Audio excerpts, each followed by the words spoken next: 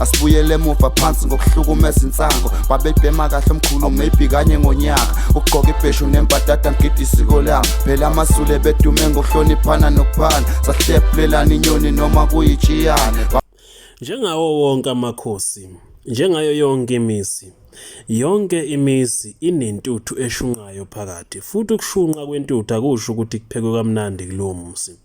Kodwa kusuke kusho ukuthi kunomlilo ovuthayo okungenzeka ukuthi lo mlilo ubasiwe nje awenzi lutho, bayawotha noma kabawothi noma ke mhlawumbe bayapheka ke ngawo. Isilo samabandla inkosi uMisuzulu kaZwelithini lowo ke bakithi ke ohlele esihlalweni njengamanje njengenkosi ke yesizwe samaZulu usetheke wajuba ke noma kwaqinisa kamaxhama ke ebhodi ke lakhe kubantwini ke bonke abasondelene ke naye. Lokhu ke kusa ngemva kokuthi kukhona ukuhlanjalaza kwegama ke lalowo ke omkhulu kwaZulu Natal. uMisuzulu kaZwelithini isiloko samabandla sithi ke sesijubeke labaholi ke ukuthi ke mabasondele eduzane, sesinikeze ke igunya labaholi ukuthi ke mabenze ke ezinye izinto ngokukhululeka ngokujutshwa ke isilo samabandla. uMisuzulu kaZwelithini siteke sajuba ke lowo njeke lapha ke ongumkhulumeli noma kobe kade ke ngumkhulumeli ke wendlu kaZulu ngesikhathi ke sikaMdlokombane Vukudla amadoda. Lowo kobe kade ke khulumela ke indlu ke noma ke indlu nkulu kaZulu umnumzane uThulani Zulu wasezibindini usengumkhulumeli kosemthethweni wendlu nkulu kaZulu nobukhosi ke bakwaZulu Natal. Kuzokhumbuleka phela ukuthi nangesikhathi esikabhejane ephuma esiqiwini ke lapha ke uThulani Zulu ungomunye kobe kade ke njeke lapha ke noma kumntwana uThulani Zulu ungomunye ke vele obekade ke khulumela ke indlu nkulu. Ngalokho kwathi mangabe kungena kuMisuzulu kaZwelithini wayeseqhela ke njengoba kwayengasanikezwa ngezigunya lokuthi kakhulume. Namhlanje ke isiloko samabandla sitheke sambuya sathi ke buya ndoda sizosebenza. uThulani ke Zulu noma ke lapha ke njeke lapha kumntwana uZulu ubuyisiwe ke njengomkhulumeli ke kaZulu noma ke njengomkhulumeli ke bobukhosi ke bakwaZulu. Kanjalo njeke lapha ke nendlu nkulu kuyakhona ke kwaZulu.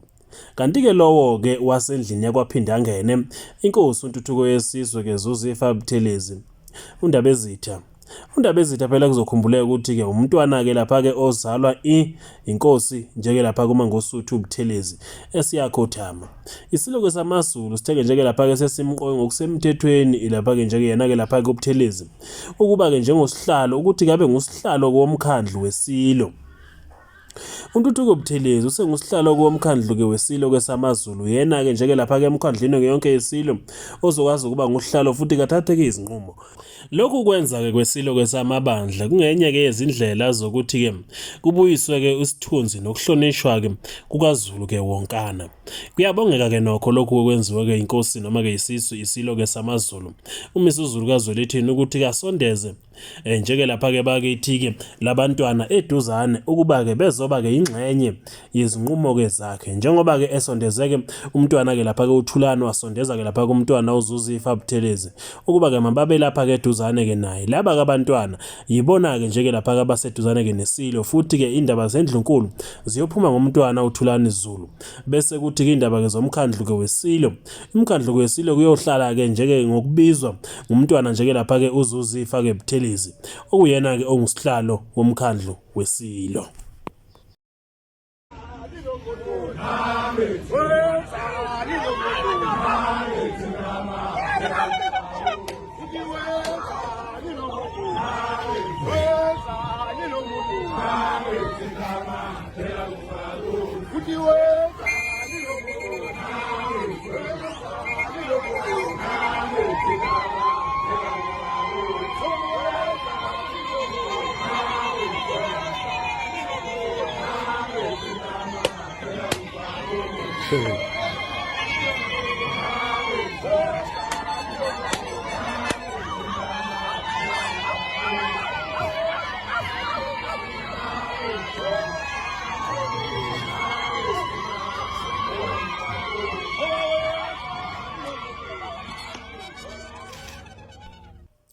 Ndabezitha asilo esikhulu Nembalo mangabe kuqedwe ukubuka le video liqeda kudlala njengamanje lapho ke isiloko samabandla sishicilela ke khona siqinisekisa ukuthi ke laba bantwana kababili sebeyingxenye ke yasendlunkulu futhi ke ngokusemthethweni.